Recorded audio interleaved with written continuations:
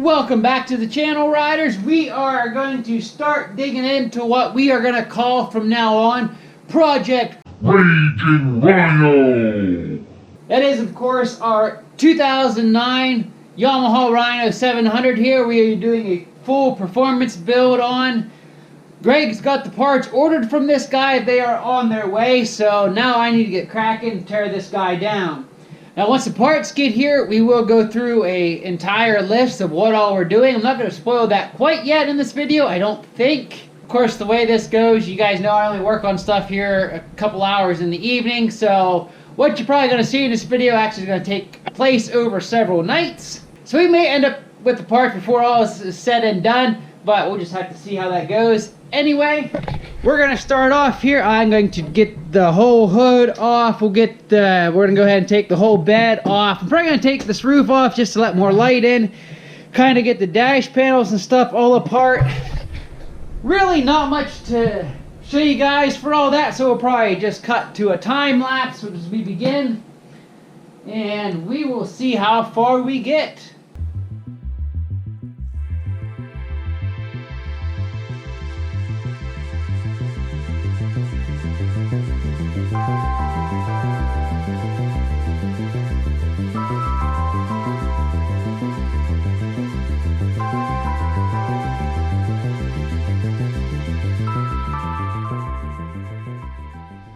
Alright guys, we're making some progress. At some point in time, my GoPro shut off, and I'm thinking it's probably because I have it on voice command and probably said stop at one point or another for one of the kids or something. I don't know. Anyway, as you can see, we've made some good progress. We got the front all tore apart. We've got the engine all down. I actually got a lot of the electrical neck plugs and stuff all undone. Got the CVT exhaust off. We are just about ready to pull our CVT case apart and see what our belt and stuff looks like in there. And of course, I got the bed all apart. Now that I realize my camera wasn't recording, and I'm not sure when exactly it stopped, but we'll get you guys recording again so you can see what is being done.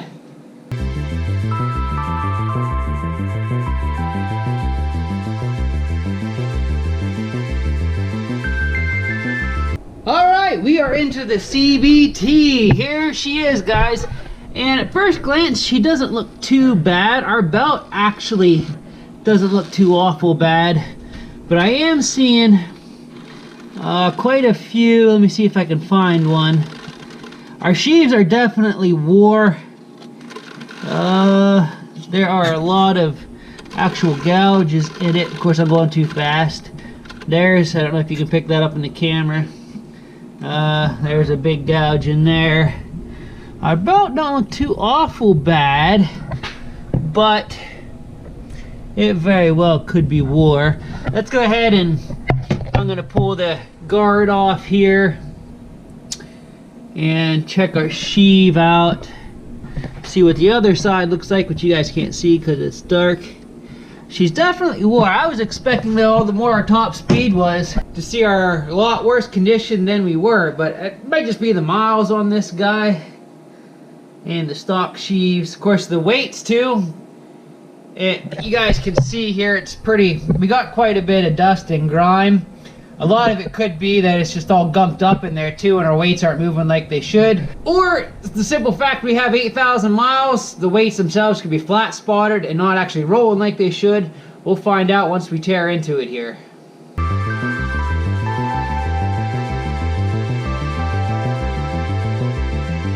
Alright, so we got our primaries off. As you can see, there is some pretty good wear and tear. I think the lighting can pick up. We got a bunch of nicks and scrapes, and same thing here for our fixed. And one of the problems might have been, I don't know if you guys can see this grease on here. It is pretty much outlived its life. I actually had a heck of a time pulling this thing out. It was kind of stuck in there. You can see how it's really not wanting to spin freely. So that was giving us some resistance. The belt's not awful, but it does show some signs of wearing. I can talk. So that's why we only got up to about 36 miles an hour for our top speed, and we should be around 40, 42, somewhere around in there. Now we are putting new sheaves in there. Of course, we're going to go with the performance sheave as part of this build. I don't know if Greg has any plans on respringing our secondary sheath here, but that's a quite possibility.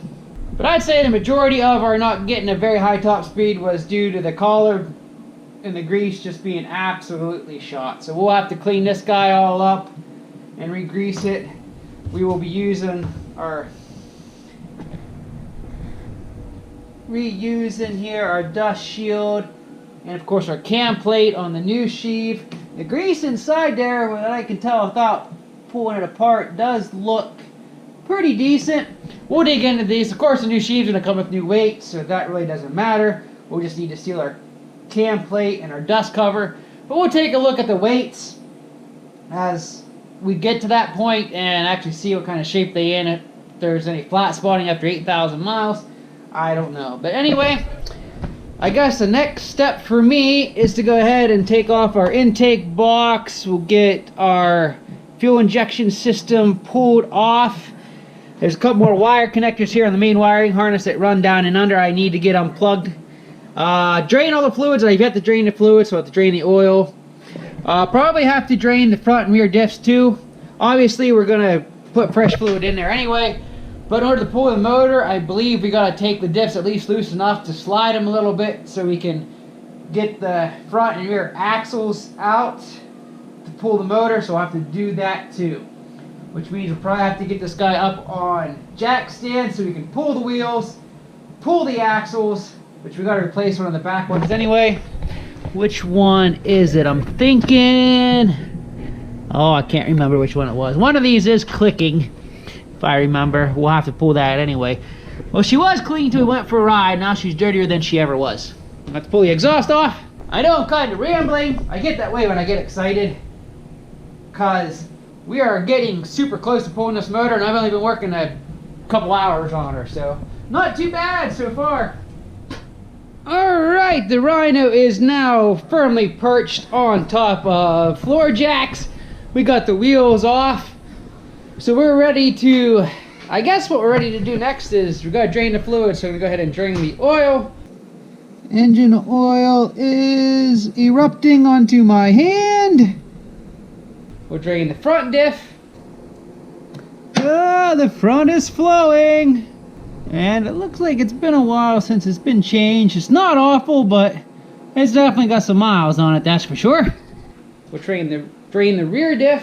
And the rear is rolling right onto the skid plate and making a mess. And see, that's why I don't clean stuff off before I work on it, because it's always nice to have that protective layer of mud and debris to keep all this nasty gear oil from going all over your machine. And then, oh, we gotta still take our air intake tube off, as well as our secondary air box here, a resonator box. And then we should be ready to pull this guy. So only about 3 hours into this right now, so we figure probably another hour, this engine's gonna be ready to pull out of here. 4 hours? Not too bad. Especially when I'm taking all this time to talk to you lovely gents.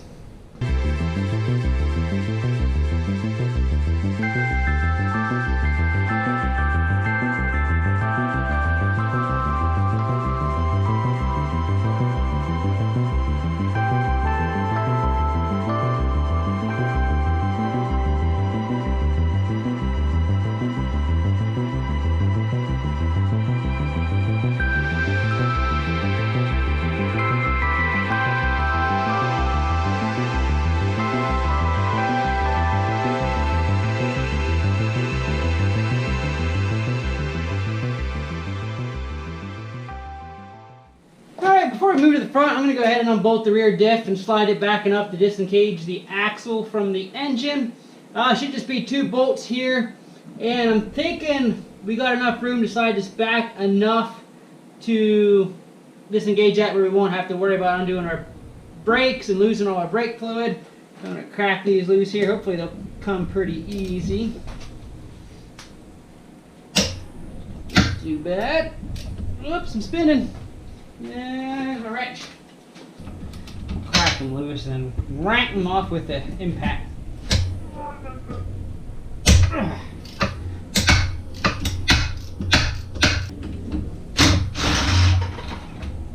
Here's one.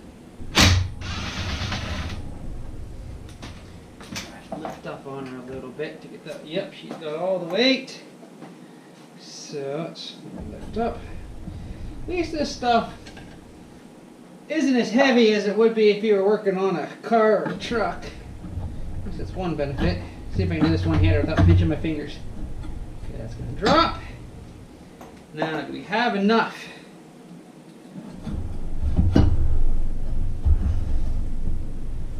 Is our brake rotor going to hit? That's the question. Let me see here. Let's pick her up. Oh, here's a nut off of something. What did I drop this nut out of? I'm sure I dropped it off out of something. Aha! This guy. Look at that. I remembered. Oh, this is kind of a thing.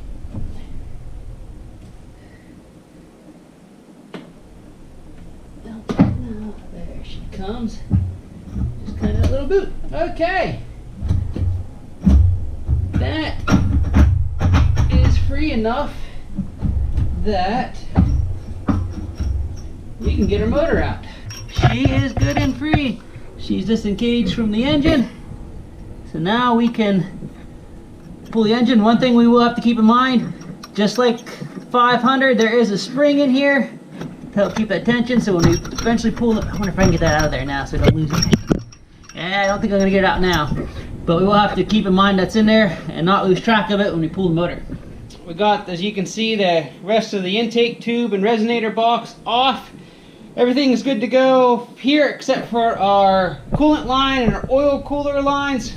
And this front diff should come apart right here. So we're going to have to do probably the same thing, except this one's going to be a little trickier. And got a little more stuff in the way, but as the looks of it, I can still get, there's one bolt there, the other bolt right in there, right there at the tip of my finger. And so I should be able to do the same thing. We'll pull the front axles out, unbolt that, and I should slide forward enough. As you can see, we've got clearance here to get that out. I probably don't need to actually pull these axles. We can probably have enough clearance to do that anyway. Alright guys, I've gone it down. As you see, the radiator out, the oil cooler's out, the diff is loose and pulled forward. I got all my coolant lines off. And I got my engine mounts unbolted. The engine actually has 4 mounts that you actually unbolt from underneath in the skid plate. Super easy to get to. And I do believe I have everything unhooked. Oil lines are unhooked now. That wire is unhooked. So, guess what? Let's say we get our muscles on and pull this honking motor. I bet you she weighs a little more than that 400 Articat did. Alright, I think this is stable enough on the jack stands. Let's see here. Now I do have this front diff loose, but she's not engaged yet because I couldn't get it forward enough. So that means I'm going to have to lift this up this way. Slider. Like that. Alright guys, now I just gotta get to the bench with it.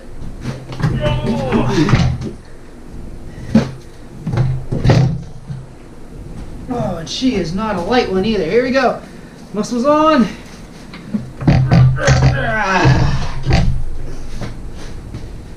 Here you go. Woo, piece of cake. Huh, got it. Here she is, the motor's new home for a couple weeks anyway, till we strip her down, clean her up, and put some performance goodies on her. A lot of room in there. Now I have to clean all this mess up too. Somebody had to go and lose a bunch of oil and coolant all over the place, but oh well, that happens I guess. Get in there and clean. But this is a perfect spot to stop the video for today. Hopefully come the next time we're working on this guy and tearing into this motor, we'll have the parts here and I can go over everything we're doing for this. But I will tell you this though, with this build we are going to more than double the rear wheel horsepower of this beast. So that's going to be pretty wicked.